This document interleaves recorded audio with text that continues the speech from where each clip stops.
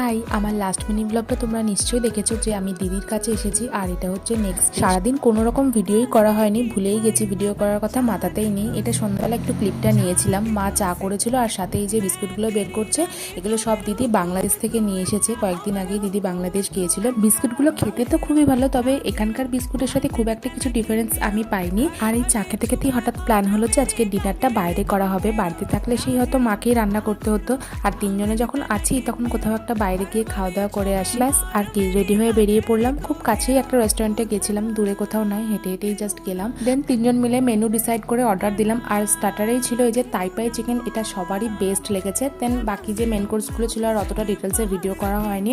Enjoy করেছি সবাই মিলে খুব খাবারটাও, আর সাথে গল্পও হয়েছিল অনেক। দেন ওখানে ডিনার কমপ্লিট করে বাইরে বেরিয়ে আমরা দুটো আইসক্রিম নিয়েছিলাম। দিদির যেহেতু ঠান্ডা লেগেছিল তাই শুধু আমার আর মায়ের জন্য নিয়ে বাড়ি চলে এসেছিলাম। So that's it, thanks for watching, please to subscribe, tata.